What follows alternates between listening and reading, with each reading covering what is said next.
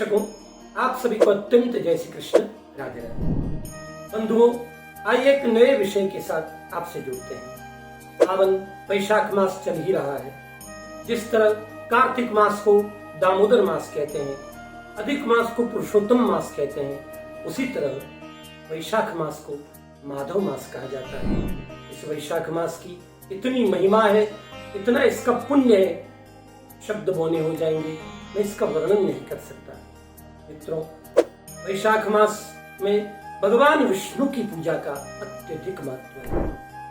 जो भगवान शालिग्राम भगवान विष्णु का पूजन नित्य ही करता है, जो भगवान को तुलसी समर्पित करता है, वो अनंत अनंत पुण्यों को अर्जित करता है। उसके सारे कष्ट निवृत्त हो जाते हैं।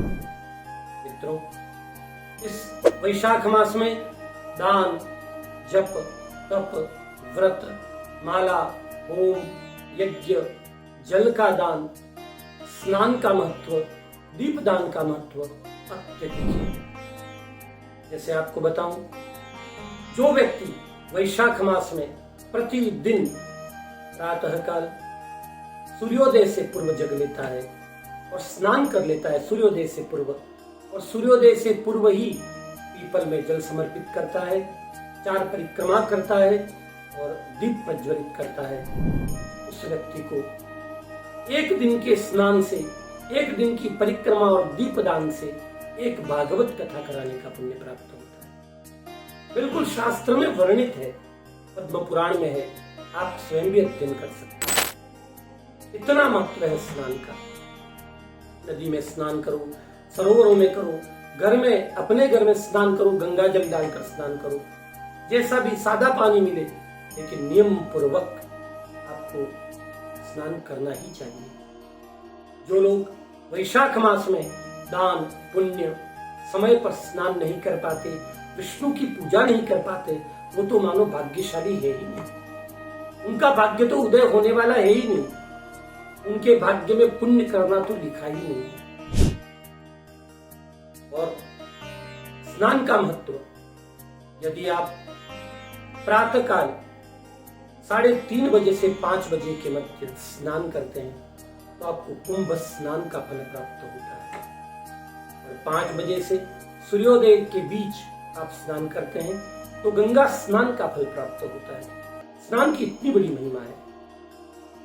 शास्त्रकार कहते हैं, पद्म पुराण इत्यादि ग्रंथों में वर्णित है कि जो लोग वैशाख मास 3 बार स्नान कर लेते हैं, मतलब 3 वैशाख मास, 3 वर्ष तक, प्रत्येक वैशाख मास में प्रातः जल्दी जगकर स्नान करके भगवान शालिग्राम तुलसी का पूजन, पीपल का पूजन, पीपल की परिक्रमा कर लेते हैं, वे लोग 1 करोड़ वर्ष तक देवताओं के नंदन वन में निवास करते हैं। उनके सुकृत इतने उदय होते हैं कि उनके समस्त पूर्वज पुण्य लोकों को प्राप्त होते हैं।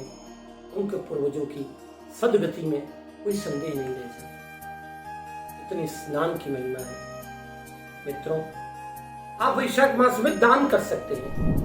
आप मालपुए का दान करें, खीर का भोग लगाएं भगवान को, आप नंदी को लड्डू खिलाएं, आटा भूनकर उसमें शक्कर, गुड़ मिलाकर, घी मिलाकर एक ऐसा अच्छा सा बड़ा लड्डू तैयार करें और नंदी भगवान को, नंदीश्वर को, बेल को आप खिलाएं।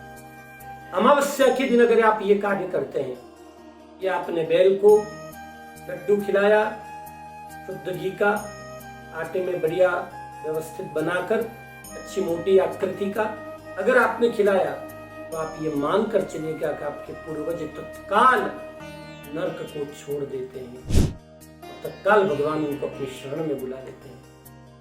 अमावस्या पर बैल को इस तरह भोजन कराने का इतना बड़ा पुण्य मिलता है। वैशाख मास तो पूरा ही पुण्यशाली है। आपको वैशाख मास में दीप दान करना चाहिए। तुलसी के सन्मुख दीप प्रज्वलित करो, आप बिल्व के सन्मुख दीप प्रज्वलित करो, पीपल के सन्मुख दीप प्रज्वलित करो, देवताओं के मंदिर में, ब्राह्मणों के घर के बाहर, साधु संतों के आश्रमों के बाहर अगर आप दीप प्रज्वलित करते हैं। लिखा है, पद्म पुराण में लिखा है कि अगर किसी आश्रम के बाहर किसी देवता के मंदिर पर या किसी ब्राह्मण के घर पर कोई व्यक्ति वैशाख मास से आरंभ करके 1 वर्ष तक नियमित दीप प्रज्वलित करता है, उसके मन की जो भी इच्छा हो वो 1 वर्ष में पूरी हो ही जाती है। उसमें कोई संदेह बाकी नहीं रह जाता। मित्रों, वैशाख मास की महिमा बहुत अद्भुत है। जितना भी आप दान पुण्य यज्ञ होम कर सको, आपके पास केवल 1 दिन बचा है, वैशाख की पूर्णिमा, बुद्ध पूर्णिमा। आप पूर्णिमा के दिन व्रत रखें, प्रातः जल्दी जगें, जल्दी ब्रह्म मुहूर्त में स्नान करके पीपल का पूजन करें, 4 परिक्रमा लगाएं, 1 दीप प्रज्वलित करें, 1 लोटा जल समर्पित करें, तुलसी माता के आगे दीप प्रज्वलित करें और शालिग्राम जी की पूजा करें। और अपने घर के जो देवता हैं, भगवान विष्णु, जो भी लड्डू गोपाल, लक्ष्मी नारायण, जो भी आपने विराजमान करके रखे हैं, उनको आप पूरी विधि विधान से उनको पंचामृत से स्नान कराओ, सुंदर भगवान को वस्त्र अलंकरण धारण करवाओ, भगवान को धूप दीप नैवेद्य अर्घ्य अर्पित करो। जो भी आपने भोग बनाया माखन मिश्री का, प्रभु को अर्पित करो। ये करने से अनंत कोटि गुना फल आपको प्राप्त होगा। आप अपने कई कई पापों को नष्ट कर दोगे।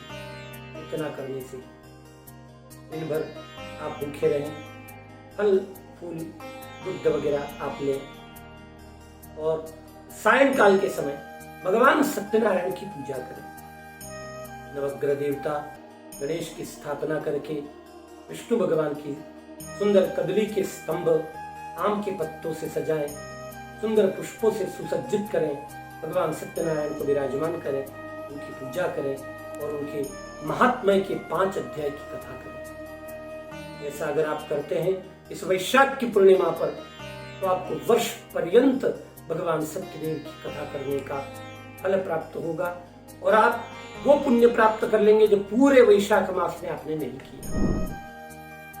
भगवान सत्यदेव इस कलिकाल के देव हैं। कलयुग में मन की इच्छा को पूर्ण करने वाला अगर कोई देवता है तो भगवान सत्यदेव है।